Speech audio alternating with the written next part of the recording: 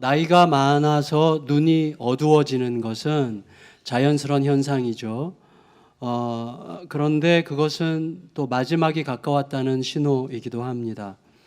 오늘 본문의 주인공 이삭이 이제 때가 되어 눈이 어두워졌는데, 이삭의 경우에는 눈이 어두워졌다는 이 신체적인 현상은 사실은 그 이상의 의미였던 것 같습니다. 이삭은 눈이 어두워졌는데 실제로 눈이 어두워졌고 거의 볼 수가 없었지만 동시에 그의 어두워진 마음을 반영하고 있어 보입니다.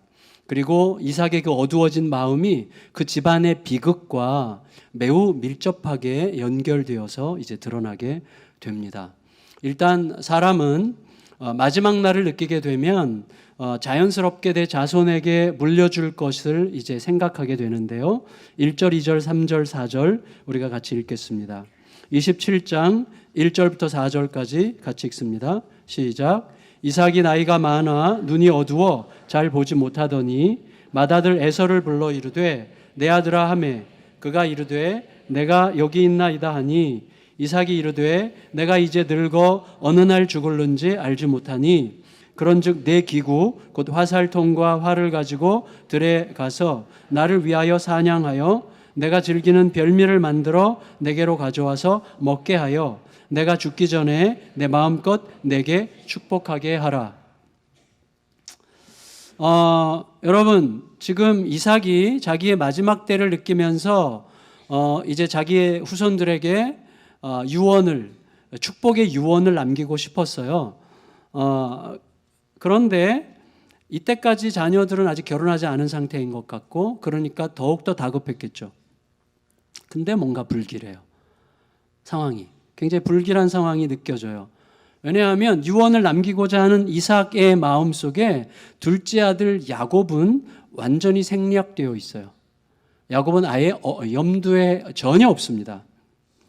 둘째 아들이 있어야 될 자리에 오히려 맏아들이 만들어 오는 별미가 있어요. 그러니까 평생 이 아버지는 맏아들을 좋아했고 또 맏아들이 만드는 그 사냥해서 만든 그 요리를 너무 좋아했어요. 그러니까 너 사냥해서 요리 갖고 오면 내가 너 이제 축복해 준다. 내가 이제 죽을 날이 가까웠으니 이렇게 얘기했단 말이에요. 그러니까 이것이 둘째 아들의 입장, 둘째 아들 야곱의 입장에서 보면 이게 얼마나 좀 힘든 일입니까? 따라서 둘째 아들 야곱은 평생 동안 이런 방식의 눈빛을 아버지로부터 받았을 것이고, 그리고 아버지와 자기와의 관계 속에서 나는 아버지한테 뭘까? 아버지한테 나는 누군가? 이런 질문을 많이 할 수밖에 없었을 것입니다. 그래서 아버지한테 나는 형이 만든 음식만도 못한 존재야. 이런 식의 자기 존재 의식이 생겼을 게 분명해요. 이게 그 집안에 이제 사건을 일으키는 역동이 되는 거죠. 여러분, 성경이 명시적으로 말하고 있지 않기 때문에 우리가 함부로 예측할 수는 없지만은 성경의 여러 가지 몇몇 조각들을 조합해서 우리가 이렇게 예측해 볼 수는 있을 거라고 생각합니다. 아버지 이삭은, 이삭이 이제 어릴 때죠. 이제 죽을 날이 가까운 이삭이 아주 어릴 때, 젖될 무렵부터 혼자 되었어요. 이복형이 하나 있었지만 자기를 희롱한다는 잘못으로 집에서 쫓겨났고 자기 혼자 있었어요. 아버지는 100살이 넘었어요. 그리고 그 집안은 거부였어요. 재산도 많았어요. 시종도 많았어요. 그러니까 그 집안에 그렇게 늦게 태어난 이 아들에게 모든 사람들의 관심이 집중될 수밖에 없었겠죠. 그러니까 이런 상황에서는 우리가 상식적으로 예상할 수 있는 거는 이 아이의 입장에서는 세상이 자기 중심으로 돌아간다고 느꼈을 거예요. 그런데 이런 아이일수록 세상이 자기 중심으로 돌아가지 않는다는 사실을 극적으로 깨닫는 순간의 충격은 굉장한 거죠. 이 이삭에게 그 충격이 가해졌을 첫 번째 시간은 아마도 모리아산 사건이었을 것입니다. 아버지가 갑자기 어디 좀 가자 그러더니 하루 이틀 사흘 길을 걸어서 모리아산에 올라가서 갑자기 자기를 묶고 그리고 불을 준비하고 그 다음에 칼을 들어서 자기를 잡으려고 한 거죠. 마치 짐승 잡듯이 자기를 잡으려고 한 거죠. 그 눈빛, 그 높이 치켜든 그 칼. 여러분, 우리가 생각해야 됩니다. 이삭은 물론 묵묵히 따랐어요. 그렇지만 이건 알아야 돼요. 여러분, 우리가 일제시대 때 우리 아버지가 독립투사라고 하는 것은요, 자랑스러운 일이지만 사실은 독립투사라고 하는 것 자체가 우리 집안의 고통을 전제하는 이야기죠. 어마어마한 고통이 전제되어 있는 것입니다. 내가 나이가 들고 철이 들고 이제 이 세상을 떠날 날이 되면 그때 그 시간에 우리 아버지가 독립투사여서 우리가 엄청나게 고생했다는 이야기는 자랑감이 될 가능성이 있지만 내가 나이가 아주 들어서는, 그러나 그 당시에 청소년기에는요, 이건 어마어마한 상처예요. 아버지가 독립투사인 덕분에 우리 가정이 엄청난 고통을 당했고 심지어 어머니가 잡혀가서 돌이킬 수 없는 능력을 받은 사건이 만일에 있었다면 이건 감당할 수 없는 거죠. 온몸에 새겨지는 고통이죠. 그런 고통은 한 사람의 인생을 뒤바꿀 수도 있는 고통이죠. 이삭에게 그 경험은 평생 자기 중심으로 세상에 돌아가는 줄 알았는데 어느 날 아버지가 자기를 결박하고 자기를 죽이려고 칼을 든 그 사건, 물론 하나님께 복종한 사건이었지만 그게 언젠가는 이해될 수 있을지 모르겠지만 지금 당장은 말할 수 없는 압도되는 어떤 기운이 있었던 거죠. 그게 깊은 상처로 남았을 가능성이 있는데 그 때문이었던지 어땠는지 모르겠지만 이삭은 40살이 되도록 결혼을 못했어요. 40살이 되도록 결혼을 안 했어요. 그리고 결혼할 때도 어떻죠? 이삭은 아무것도 안 합니다. 아버지가 나서서 아버지가 주도하고 아버지가 결단하고 아버지가 기준 정하고 아버지가 사람 보내서 아버지가 데려온 사람과 결혼을 하죠. 물론 좋아하긴 했지만 결혼의 모든 과정에서도 굉장히 수동적이었죠. 결혼해서 살 때도 어땠습니까? 이제 가뭄이 들어서 다른 나라 블레셋으로 잠시 이민을 떠났는데 거기에서 거짓말을 해야 됐고, 그 다음에 스스로 유치해졌고 치사해졌고, 그리고 사람들에게 계속해서 빼앗겼고, 빼앗기는데 저항도 못했고 결국은 쫓겨났죠.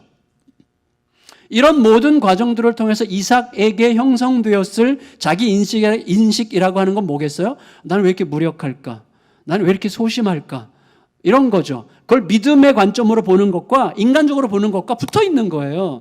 사실 믿음으로 살아간다고 하는 것이 그것은 아무런 두려움과 아무런 근심과 걱정이 없다는 뜻이 아니죠. 인간적으로 많은 고뇌와 같이 있어요. 예수님은 완전히 하나님의 아들 예수 그리스도 믿음 그 자체이시지만 예수님은 십자가 앞에서 고뇌하시잖아요. 고뇌할 수 있는 거예요, 우리들이. 그런데 이삭에게 인간적으로 볼 때 그것은 굉장히 깊이 몸에 새겨진 어떤 거였어요. 무기력감, 소심함. 그래서 무기력하고 소심하다고 하는 주제와 비슷한 어떤 것만 보면 힘든 거죠.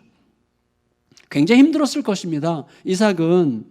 그런 이삭에게 희망이 생긴 거예요. 어느 날 쌍둥이가 태어났는데 이 맏아들이 보통 애가 아니에요. 눈빛이 또 다르고 뭐 태어날 때부터 털이 많고 몸에 야성미가. 저도 양순옥 목사님과 목욕을 자주 갔는데 그 형제가 털이 많아요, 몸에. 그래서 제가 약간 열등감이 느껴질 정도로 아주 양순옥 목사 목소리도 그렇고 너무 멋있잖아요, 사람이.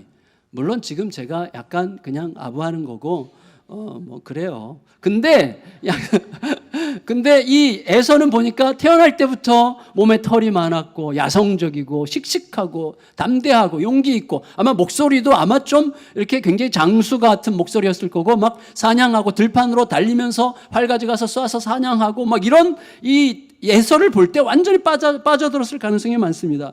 평생 자기가 흠모하던 그런 대범함과 용맹스러움이 맏아들에게서 발견되자 완전히 거기에 빠져들었겠죠. 반면에 야곱은 어떻겠어요? 야곱은 이삭이 자기 자신에 대해서 평생 미워하고 싫어했던 무기력함, 구시대의 계집아이 같이 집안에만 박혀있는 이 소심함을 고스란히 가지고 있었기 때문에 어떤 면에서 보면 꼴도 보기 싫었지 않았을까 생각해요. 여러분, 10손가락 깨물어서 아프지 않은 손가락이 있습니다.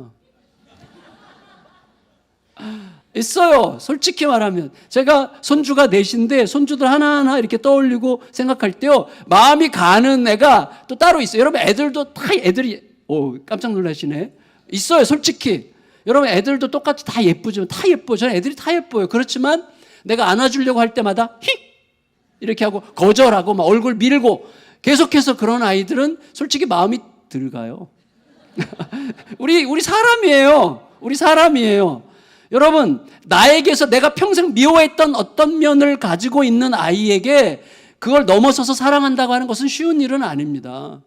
예, 근데 내가 평생 흠모하고 좋아했던 어떤 일이 내 아들 에서에게 있을 때 완전히 빠져드는 거죠. 그런 게 있는 거죠. 근데 여러분, 저는 그런 의미에서 이게 이삭의 스토리지만 이 이삭의 스토리가 야곱의 입장에서는 이게 얼마나 서럽고 비참한 겁니까? 야곱의 입장에서는. 평생 저는 아버지로부터 고맙다, 자랑스럽다, 참 예쁘다 이런 얘기 한 번도 못 들어봤거든요.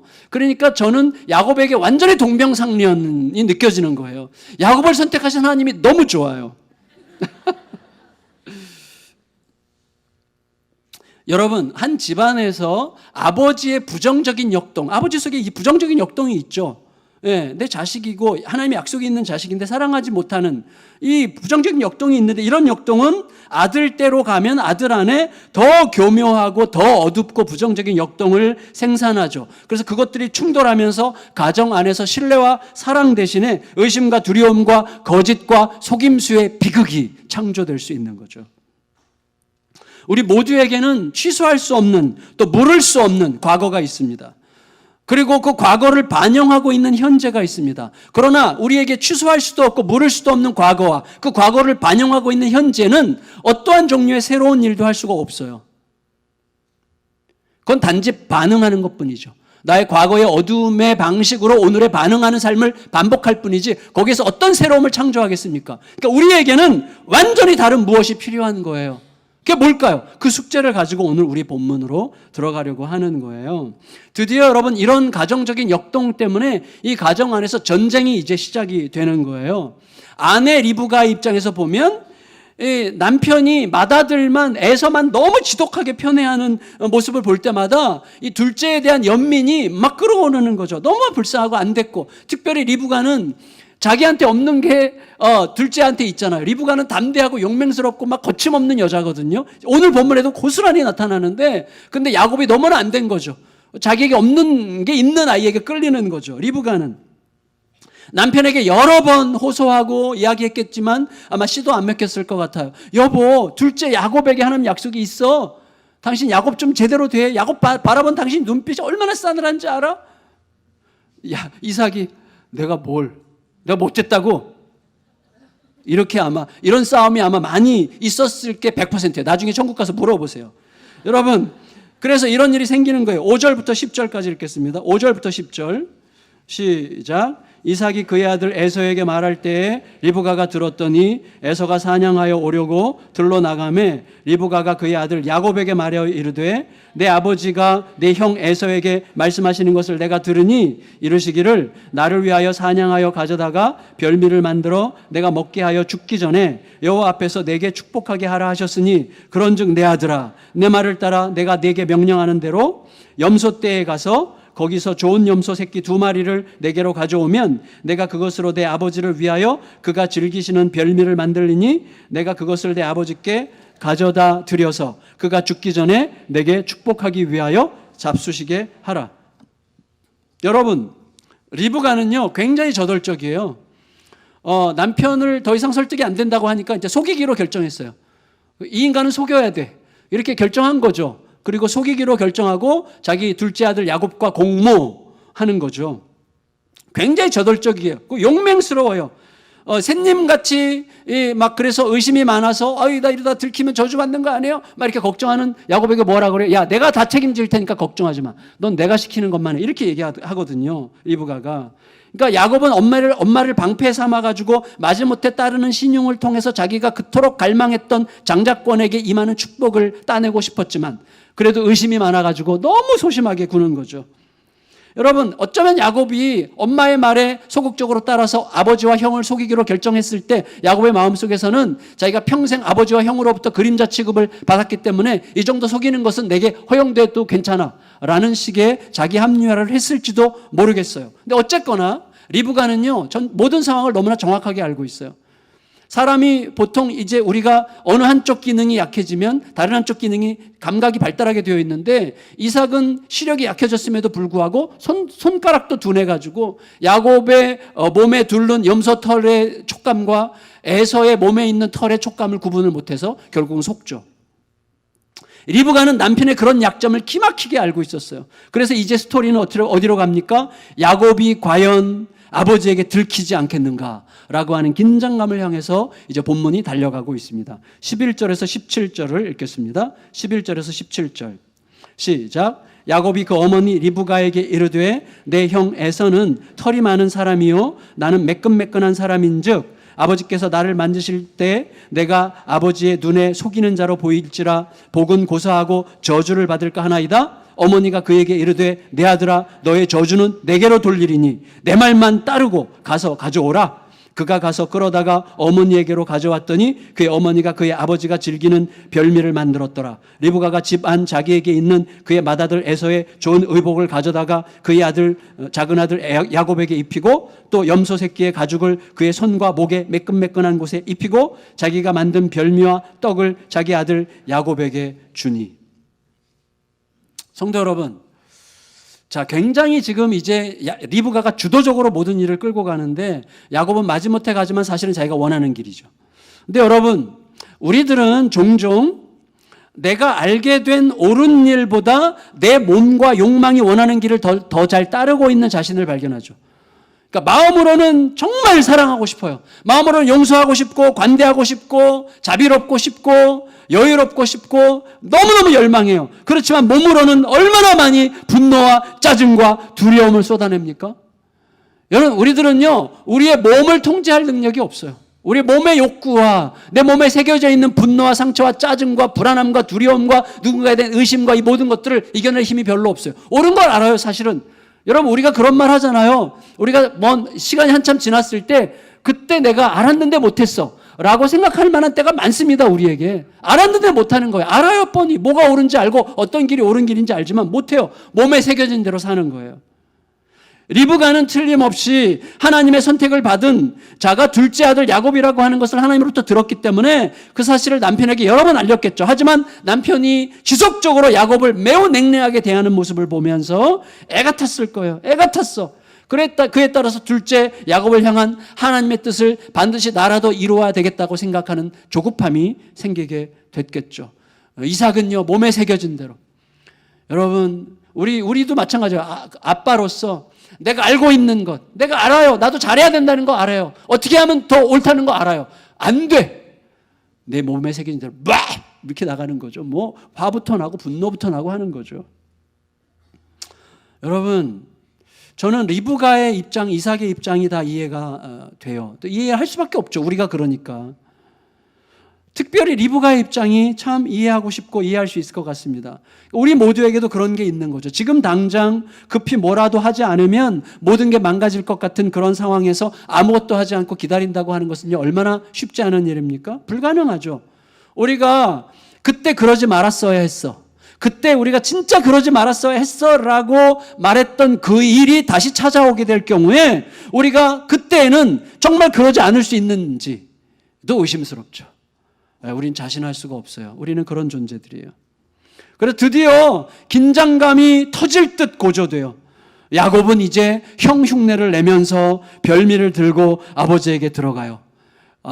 제가 예측하기로는 에서의 목소리가 좀 더 걸쭉하고 야곱의 목소리가 좀 더 아빠 뭐 이렇게 했을 것 같은 느낌이 드는데 물론 이제 저의 편견일 수도 있죠. 근데 하여튼 어쨌거나 모든 게 가짜죠, 지금. 별미도 가짜고 자기 존재도 가짜고 에서인 척하는 야곱이고 자기 존재도 가짜고 걸친 옷도 가짜고 별미도 다 전부 다 그 목소리도 이제 가짜죠.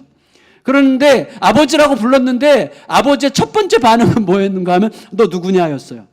너 누구냐. 이미 의심을 샀어요.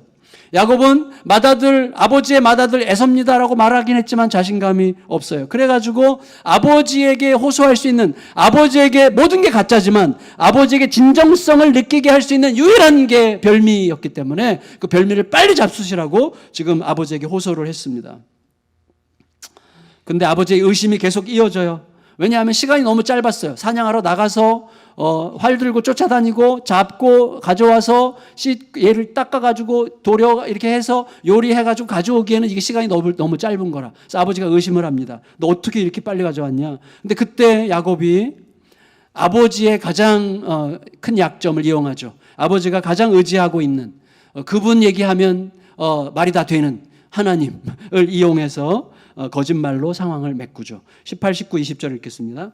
18, 19, 20절 시작. 야곱이 아버지에게 나아가서 내 아버지여 하고 부르니 이르되 내가 여기 있노라. 내 아들아 너가 누구냐. 야곱이 아버지에게 대답하되 나는 아버지의 맏아들 에서로소이다. 아버지께서 내게 명하신 대로 내가 하였사오니 원하건대 일어나 앉아서 내가 사냥한 고기를 잡수시고 아버지 마음껏 내게 축복하소서. 이삭이 그의 아들에게 이르되 내 아들아 내가 어떻게 이같이 속히 잡았느냐. 그가 이르되 아버지의 하나님 여호와께서 나로 순조롭게 만나게 하셨음이니이다.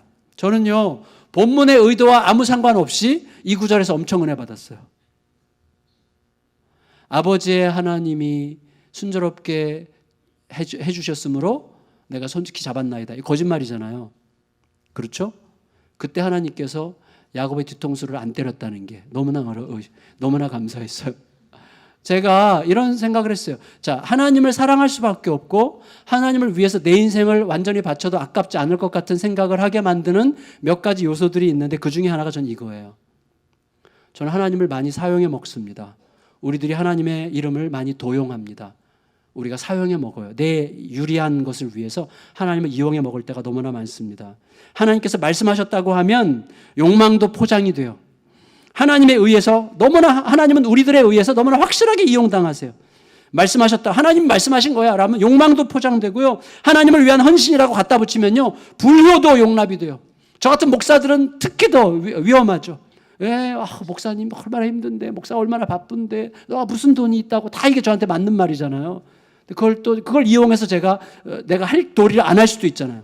그럴 가능성이 많은 거예요. 바리새인들도 고르반 하나님께 바쳐줬다 그러면 부모에게 효도하지 않아도 된다고 생각하고 그렇게 행동했잖아요. 하나님의 이름을 이용해 먹는 거죠.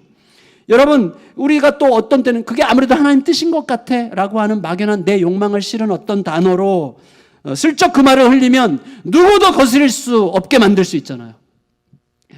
여러분, 하나님은요, 우리에게 너무나 확실하게 이용당하십니다. 그런데 우리는요, 생각해 보세요. 누가 날 이용한다는 것을 알게 됐을 경우에 여러분 참을 수 있습니까? 한 번은 참을 수 있어요. 근데 두 번째 또 나를 이용했어. 끝이죠. 우리는 끝. 우리 하나님을 얼마나 많이 이용해 먹습니까? 그런데 하나님은 그렇게 확실하게 우리에 의해서 이용당하시면서도 여전히 그 자리에서 우리가 그 사랑을 깨달을 때까지 기다려주시는 그 하나님을 내가 깨닫는 순간 사랑하지 않을 수가 없는 거예요. 하나님께 정말 다 바쳐도 아깝지 않은 마음이 생기는 거예요. 그렇게 교묘하게 하나님을 이용하는 나를 아시면서도 끝까지 그 자리에서 내가 그의 사랑의 진심을 깨달을 때까지 기다려주시는 하나님이시죠. 어쨌거나 이삭의 의심은 계속됐습니다. 이제 아들을 내가 직접 만져봐야 되겠다 이렇게 말해요. 만져봐야 되겠다. 근데 사실은 만지는 그 손이 감각이 이제 없어요. 제대로. 자기 감각이 얼마나 무뎌졌는지를 몰라요. 그래서 염소 가죽과 에서의 털을 구분 못하고 너가 에서구나 이제 이렇게 하면서 축복하게 되는 거죠. 여러분, 별미와 포도주를 먹고 이제 마음이 녹았어요. 21절에서 29절 읽겠습니다. 21절에서 29절 시작. 이삭이 야곱에게 이르되 내 아들아 가까이 오라. 내가 과연 내 아들 에서인지 아닌지 내가 너를 만져보려 하노라. 야곱이 그 아버지 이삭에게 가까이 가니 이삭이 만지며 이르되 음성은 야곱의 음성이나 손은 에서의 손이로다 하며 그의 손이 형 에서의 손과 같이 털이 있으므로 분별하지 못하고 축복하였더라. 이삭이 이르되 내가 참 내 아들 에서냐? 그가 대답하되 그러하니이다. 이삭이 이르되 내게로 가져오라. 내 아들이 사냥한 고기를 먹고 내 마음껏 내게 축복하리라. 야곱이 그에게로 가져가매 그가 먹고 또 포도주를 가져가매 그가 마시고 그의 아버지 이삭이 그에게 이르되 내 아들아 가까이 와서 내게 입맞추라. 그가 가까이 가서 그에게 입맞추니 아버지가 그의 옷의 향취를 맡고 그에게 축복하여 이르되 내 아들의 향취는 여호와께서 복주신 밭의 향취로다. 하나님은 하늘의 이슬과 땅의 기름짐이며 풍성한 곡식과 포도주를 내게 주시기를 원하노라. 만민이 너를 섬기고 열국이 내게 굴복하리니 내가 형제들의 주가 되고 내 어머니 아들들이 내게 굴복하며 너를 저주하는 자는 저주를 받고 너를 축복하는 자는 축복을 받기를 원하노라. 아멘. 여러분, 자 이제 별미와 포도주로 배불러졌어요. 그러니까 이제 맏아들 에서의 옷 냄새를 맡고는 만족해서 이제 에서인 줄 알고 야곱을 축복해요. 근데 축복하는 내용은 두 가지예요. 우리말로 요약하면 딱 두 개예요. 간단하게. 첫째, 잘 먹고 잘 살아라. 두 번째는 꼬리가 되지 말고 머리가 되라. 이렇게 요약할 수 있어요. 근데 여러분 중요한 건 뭐냐면 이거예요. 이삭은 하나님의 뜻을 정면으로 거스르는 방식으로 하나님의 뜻을 성취하고 있어요. 그렇죠. 무슨 말이죠? 내 앞에 있는 자가 맏아들 에서일 거라고 생각하고 축복하는 것은 하나님의 뜻을 거스리는 거죠. 하나님의 복은 야곱을 통하여 흘러갈 거라고 하나님께서 미리 말씀하셨잖아요. 그러니까 내 앞에 있는 자가 에서일 거라고 확신하고 축복하는 것은 하나님의 뜻을 거스리는 것이지만 그 아이가 사실은 야곱이었기 때문에 하나님의 뜻을 이루게 된 거죠. 그러니까 여러분, 중요한 건 이거예요. 결국 우리가 아무리 하나님의 뜻을 거스린다고 해도 하나님의 뜻은 결국 자기 길을 갑니다. 하나님의 뜻은 자기 길을 가요. 우리가 무슨 난리를 쳐도, 우리가 어떻게 해도 하나님의 뜻은 자기 길을 가요. 그러면 어떻게 되는 거죠? 우리가 하나님의 뜻을 거스르면 하나님의 뜻이 이루어질 때의 그 영광의 기쁨의 자리에 함께 있기가 어려워요. 거스린 자로서. 그래서 하나님의 뜻은 결국은 자기 길을 가게 되어 있어요. 그래서 우리에게 중요한 것은 그 뜻을 따라 가는 거예요. 그 뜻을 따라, 그 결을 따라 가는 게 너무나 중요한 것이죠.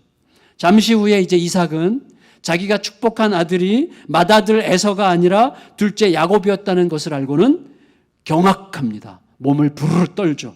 30절로 33절 읽겠습니다. 30절에서 33절 시작. 이삭이 야곱에게 축복하기를 마침에 야곱이 그의 아버지 이삭 앞에서 나가자 곧 그의 형 에서가 사냥하여 돌아온지라 그가 별미를 만들어 아버지에게로 가지고 가서 이르되 아버지여 일어나서 아들이 사냥한 고기를 잡수시고 마음껏 내게 축복하소서. 그의 아버지 이삭이 그에게 이르되 너는 누구냐? 그가 대답하되 나는 아버지의 아들 곧 아버지의 맏아들 에서로소이다. 이삭이 심히 크게 떨며 이르되 그러면 사냥한 고기를 내게 가져온 자가 누구냐? 내가 오기 전에 내가 다 먹고 그를 위하여 축복하였은즉 그가 반드시 복을 받을 것이니라. 여러분, 뒤늦게 돌아온 에서를 이삭이 너무나 축복하고 싶었지만 그 당시에 그 시대의 사람들의 의식은 축복이 곧 현실이라고 확실하게 믿고 있었어요. 축복이 나가면 그 축복이 곧 현실이 되는 거고 이 축복은 누군가에게 나갔으면 그것이 번복될 수 없다는 것으로 확신하는 시대였어요. 그래서 맏아들인 줄 알고 축복한 그 축복이 이미 나갔기 때문에 진짜 맏아들이 왔어도 맏아들에게 축복할 수 없는 그런 의식 속에 있는 시대였다는 것이죠. 그렇지만 그 의식이 그 당시로서는 굉장히 중요했지만 진실은 아니었죠. 예, 여러분, 모든 시대에는 그렇게 하지 않으면 큰일 날 것 같이 죽을 것 같이 느껴지게 하는 모든 시대의 진실이 있지만 그 시대의 진실이 하나님의 진실은 아닙니다. 생각해 보세요. 형의 축복을 가로챈 야곱이 아버지로부터 모든 축복을 다 받았지만 그 이후 수십 년간 그는 잘 먹지 못했고 잘 살지도 못했어요. 오히려 처갓집에 얹혀 살면서 꼬리처럼 살아야 됐죠. 정처 없는 삶, 속고 속이는 삶, 매우 곤고한 삶을 살게 되었습니다. 여러분, 복은 뭐예요? 복은 내 힘으로 쟁취할 수 있는 게 아니었어요. 만일에 복을 위하여 힘을 써야 된다면 그 복이 내 힘으로 쟁취할 수 있는 게 아니라는 사실을 제대로 아는 일을 위해서 힘써야 됩니다. 제대로 힘을 쓰려면 내 힘으로 쟁취할 수 있는 게 아니라는 것을 아는 일에 힘쓰는 게 필요하죠. 여러분, 맏아들 에서는요, 아버지 말을 듣고 통곡하면서 자기도 축복해달라고 떼를 썼지만 이삭에게는 더 쏟아낼 남은 복이 없었어요. 따라서 이제 이삭과 맏아들 에서 이 두 남자는 퍼즐로 앉아가지고 둘째 야곱을 성통하면서 황량한 그들의 미래에 대한 이야기를 나눌 수 있을 뿐이었습니다. 어쨌거나 여러분, 자, 오늘 이삭의 가정의 상황을 보면 어때요? 하나님의 뜻이 분명히 전해졌을 것임에도 불구하고 하나님의 뜻을 가볍게 무시하고 넘기려고 했던 남편 이삭과 하나님의 뜻에 지나치게 집착하여 속임수를 써서라도 뭔가를 하지 않으면 그 뜻이 날아갈 거라고 생각했던 아내 리브가 둘 다 문제죠. 그리고 그 사이에서 이 부모의 모순에 기대어 자기들의 욕망을 추구했던 이 아들들, 이런 조합으로 인해서 이제 이 집안은 이것이 하루의 사건인데 그 하루 만에 순식간에 여러분 우리의 인생의 운명은 그날 하루가 그 순간이 그 이후에 수년 수십 년을 결정하지 않습니까? 그래서 제가 오늘 설교 제목을 일부러 하루를 사는 법에 관하여라고 정했어요. 왜냐하면 우리 모두에게 그 하루가 너무나 생명처럼 중요하기 때문에 예수님께서도 말씀하셨잖아요. 내일을 생각하지 말고 오늘 살아라. 오늘을 살아라. 오늘 하루를 사는 법이 우리에게 알려지는 게 너무나 중요해요. 그 하루 때문에 바로 이 이삭과 리브가 둘 다 하나님의 약속과 관련해서 한쪽은 너무 무시했고 한쪽은 지나치게 내가 하지만 않으면 안 된다고 생각하는 방식으로 집착했고 둘 다 모순에 빠졌어요. 두 아들은 그 사이에서 끼어 있었는데 그 모순으로 인해서 이 집안은 그날 하루의 사건을 통하여 분노와 증오와 살기로 가득한 지옥으로 변하게 됐어요. 여러분 41절에서 45절 읽고 제가 정리하겠습니다.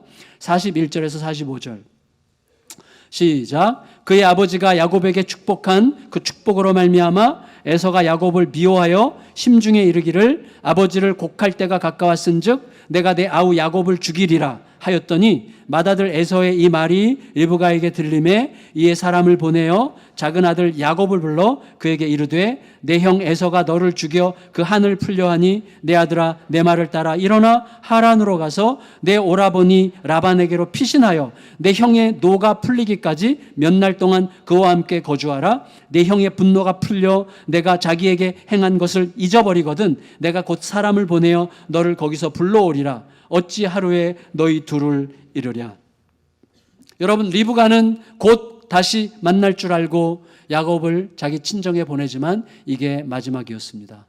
다시는 보지 못했어요.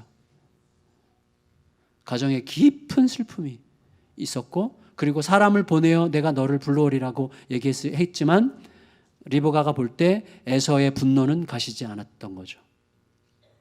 야곱을 데려왔다가는 죽을 거라고 확신했기 때문에 사람을 보낼 수도 없었어요. 영영 헤어지게 됐습니다. 여러분, 자, 이 비극 앞에서 우리는 한번 이렇게 생각해 봤으면 좋겠어요. 그날이죠. 그날 하루. 만일의 그날, 그토록 긴장되고 극도로 거칠어졌던 그날, 아버지 이삭에게 하나님 약속을 따르지 못한 것에 대한 회개가 있었다면, 결국 하나님의 뜻을 따라 야곱에게로 축복이 가고야 마는구나 라는 것을 깨닫지 않았어요?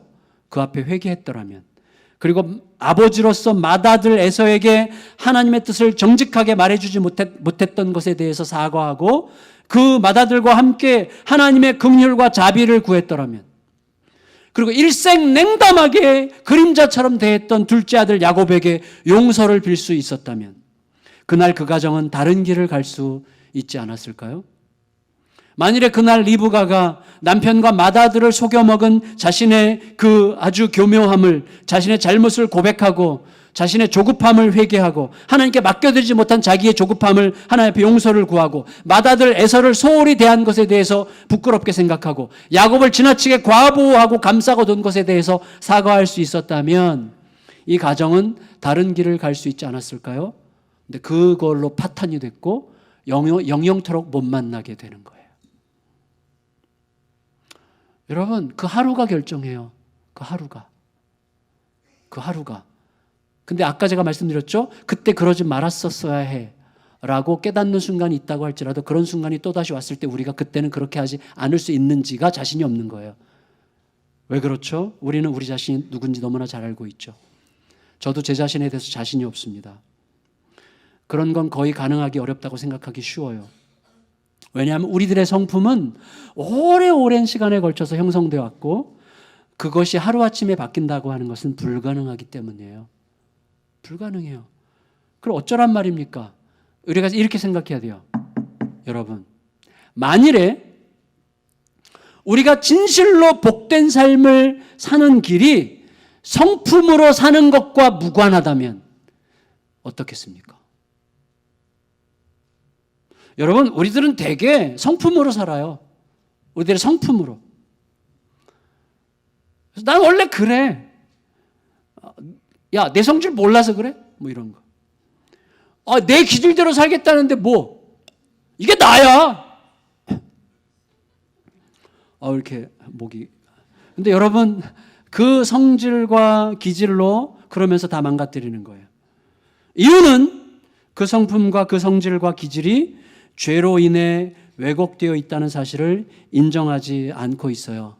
그리고 나는 솔직해 이런 식으로 얘기하는 거예요. 여러분, 솔직함은 어마어마한 폭력이 될 수 있습니다. 저도 그 약점이 있어요. 솔직하다는 것은 잘못하면 폭력적일 수 있죠. 잘못하면. 제가 분명히 말씀드리는데 여러분 잘 들어주세요. 성경을 전체적으로 볼 때 성경은 우리가 우리 자신의 성품과 기질로 사는 자들이라고 가르치지 않습니다. 성경은 우리에게 뭐라고 가르치냐? 우리가 성품대로 기질대로 사는 자들이 아니라 순종으로 사는 자들이라고 가르칩니다. 순종으로 사는 자들이에요. 뭐냐면 여러분 우리는 우리의 성품으로 순종하게 되는 자들이 아니라 우리에게 나타나시고 우리에게 발견되시고 우리에게 깨달아지는 하나님의 크심에 대한 순종을 통하여 성품이 빚어지는 삶을 살아가는 자들이에요. 그 순종이 하나님의 크심이 우리의 성품을 빚어가는 거예요. 우리의 성품으로 순종할 수 없습니다.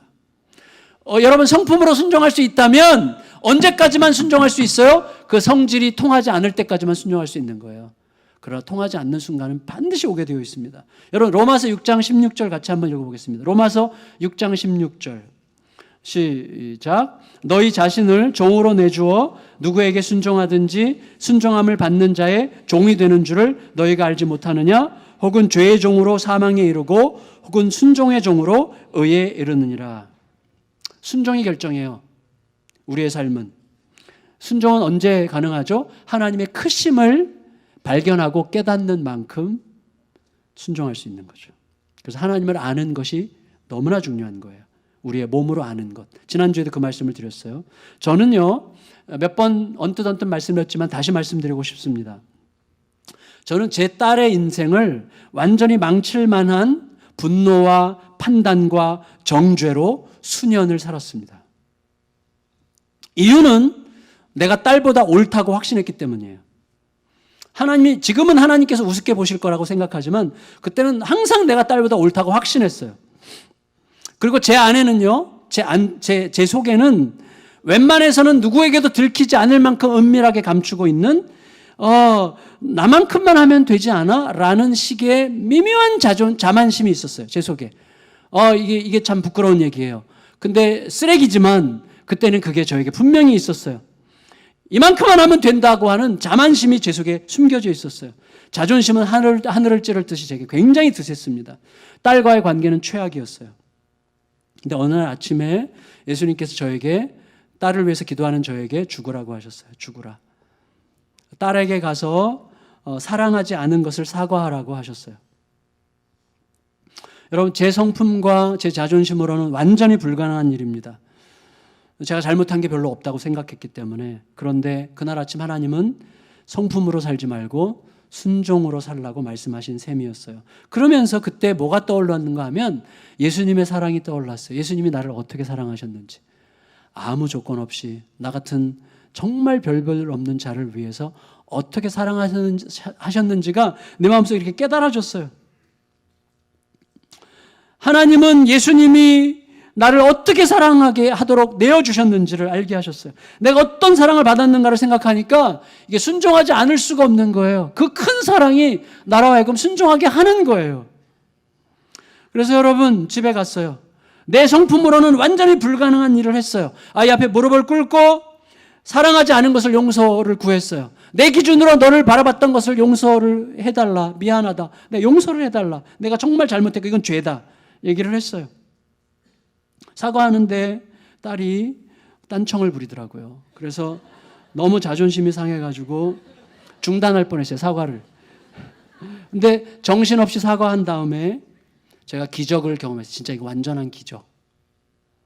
그 딸아이가 학교 갔는데 보고 싶어졌어요. 이거는 혁명입니다. 저에게는 혁명. 이 딸아이가 보고 싶어졌어요. 너무너무 보고 싶은 거예요. 너무너무.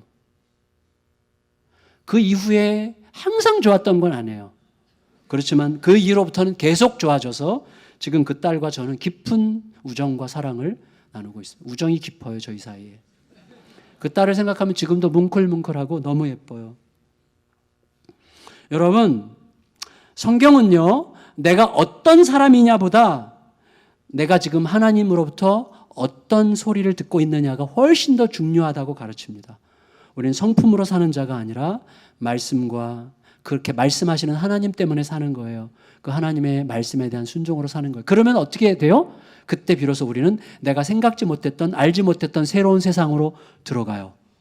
그리고 내가 상상도 못했던 새로운 삶이 펼쳐지기 시작해요. 정말 이건 진짜예요, 여러분. 우리들의 가정 안에서는 항상 이런 기적이 일어날 수 있습니다. 안 믿으세요? 다시. 여러분, 우리들의 가정에서는 항상 이런 기적이 일어날 수 있습니다. 우리 모두에게 일어날 수 있는 기적이죠. 기적, 이게 진짜 기적이에요. 영원토록 불행할 수 있고 영원토록 못 볼 수 있는 관계, 그리고 증오와 미움 속에 안 그런 척하면서 사는 그런 관계가 아니라 진실한 사랑과 신뢰와 우정 가운데 살아갈 수 있는 관계로 회복될 수 있어요. 그날 하루를 어떻게 사느냐에 따라서. 그날 하루를. 여러분, 이삭의 가족들이요, 잘 알고 있는 게 있었어요. 뭐냐면 하나님이 주시는 복 없이는 제대로 살 수 없다는 거 너무나 잘 알고 있었어요. 그렇지만 그 복이 뭐냐, 그 복을 어떻게 내가 얻느냐에 대해서는 완전히 모르고 있었어요. 여러분, 그 복이 뭡니까? 잘 먹고 잘 사는 것을 뛰어넘죠. 여러분, 하나님의 복을 받으면 잘 먹고 잘 사는 것과는 관계없습니다가 아니에요. 그걸 뛰어넘는 거죠. 하나님 없이도 잘 먹고 잘 사는 사람들이 많습니다. 하지만 하나님께 맡긴 자가 누리는 자유, 평화, 안식, 기쁨은 완전히 다른 문제예요. 지난주에 말씀드렸던 억만장자 하워드 휴즈가 결벽증 때문에 자기 방에 갇혀서 지냈잖아요. 어마어마한 땅을, 어마어마한 제국을 두고 자기 방에 갇혀서 지냈다고 얘기했잖아요. 여러분, 사람의 자유와 평화는 재산과 육체적 건강의 문제를 넘어서는 것입니다. 어떤 상황에서도 희망을 잃지 않고 관대함과 여유로움과 평화를 누리고 나눌 수 있는 사람은 하나님께 속해서 하나님의 영원을 소유하게 된 사람뿐입니다. 동시에 그 복은 우리가 어떻게 하느냐가 아니라 나로서는 절대로 할 수 없는 그것을 예수님께서 다 해주셨다는 사실을 믿는 그 마음을 통해서 나에게 주어지기 시작해요. 그 믿음이에요, 믿음. 여러분, 이상한 냄새나는 과일 있잖아요, 두리안. 두리안. 저는 요번에 이제 어디 갔다가 우리 팀에서 어떤 분이 먹고 계속 이렇게 토하려고 하시더라고요. 너무 힘들다고. 저도 태국에서 처음 먹고 일주일 동안 구토증과 현기증, 일주일 안에 한 3, 4일 동안 구토증과 현기증에 엄청나게 시달렸어요. 근데 여러분, 두리안을 처음부터 좋아하는 사람들도 드물게 있더라고요. 근데 대부분은 어떻게 해서 좋아하게 되죠? 맛있다는 것을 믿고 먹다 보니까 그 맛을 알게 되는 거예요. 황제래, 과일의 황제래. 우리 그런 말 되게 솔깃하잖아요. 황제 맛도 모르면 안 되지. 그래서 맛있을 거라고 황제래니까 믿고 자꾸 먹다 보니까 저도 일주일 만에 극복을 했는데요. 선교사님이 냉장고에 넣었다가 주셨더니 완전히 이게 바닐라 아이스크림이더라고요. 그때 지금은 제가 사실은 아내가 저를 인터넷으로 주문해서 줘요. 이걸 좋아해가지고. 근데 여러분, 믿음이죠. 여러분, 믿고 먹다 보니까 그 맛을 알게 되는 거예요. 믿음이 딱 그래요. 여러분, 믿지 않는 자들은 절대 경험할 수 없는 신비한 맛이 있는 거예요. 여러분, 이 아버지 이삭과 아들 에서는 복을 달라고 떼쓰는 아들과 그 떼쓰는 아들 앞에서 복을 줄 수 없는 무능한 아버지의 곤란함을 보여주고 있어요. 그렇지만 우리 영원한 아버지 하나님은 구하는 우리 모두에게 그 복을 너끈히 주시되 이 사람에게 줬기 때문에 저 사람에게는 줄 수 없는 배타성, 그런 게 없이 모든 믿는 자에게 주시는 복입니다. 모든 믿는 자에게 주시는 복. 그 복은 우리가 할 수 없는 것을 하나님이 다 하셨기 때문에 그것을 믿고 그 길을 가기만 하면 하나님께 속한 모든 것이 실제로 내 것이 되었다는 것을 알게 돼요. 그 참 이상하고도 놀라운 복이에요. 그래서 이 땅에서 두려움 없이, 부러움 없이 사랑과 정의를 위해서 힘을 다해 구하면서 관대함과 자유로 살아가게 되는 그런 복이죠. 말씀을 마칠게요. 우리 모두에게는요, 내 자신의 성품을 형성하고 있는 경험, 지식, 행해왔던 방식, 자존심, 스스로 옳다 여겨왔던 나의 주장, 이런 것들에 대한 집착이 있습니다. 그게 강하죠. 근데 여러분, 완전히 혼자가 되어서 아주 고요한 상태에서 내 영혼을 향해서 스스로 말할 수 있게 되었을 때, 그때에도 내가 그런 것들을 고집한 게 참 잘한 거였어 라고 말할 수 있습니까? 저는 그럴 수 없다고 생각해요. 저는 이제 확실히 알게 됐어요. 이건 진짜 확실히 주님께서 알게 해주셔서 너무너무 감사한데, 내 성품을 따르지 않고 하나님의 신실하심을 따르는 길, 내 삶을 위해 이미 쏟아 부어진 하나님의 은혜가 있다는 사실을 믿는 믿음으로 사는 길이 얼마나 비교할 수 없이 놀라운 차이가 나는 삶을 내 삶에 형성하는지를 확실하게 알게 됐어요. 여전히 자존심과 고집과 내 주장이 너무나 중요해서 하나님의 은혜에 순종할 힘이 없을 때가 생기지만, 그때에도 나보다 비교할 수 없이 힘겹고 불가능한 상황에서도 내가 가야 될 고된 길을 나 대신 가시고 그 길 끝에서 나 대신 죽으심으로 나를 위해 모든 위대한 승리를 이루신 예수님을 생각하면요, 힘이 나요. 어떤 사랑을 받았는지를 알면 힘이 나. 그래서 누군가를 죽이는 길 대신에 살리는 길로 갈 수 있는 힘이 생겨요. 그리고 결국 그가 살아서 나도 사는 그 놀라운 해피, 진짜 너무너무 해피한 삶을 주님께서 알게 하시는 것이죠. 그 힘이 그날, 바로 오늘을 다른 날로 살게 하고 그 하루의 다른 선택이 우리들의 인생을 새롭게 하는 것입니다. 하루를 다르게 사는 법을 아는 게 중요해요.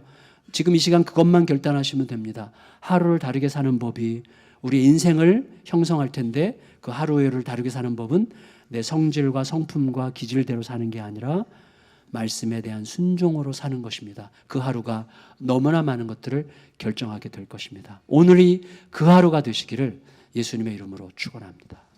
축원합니다.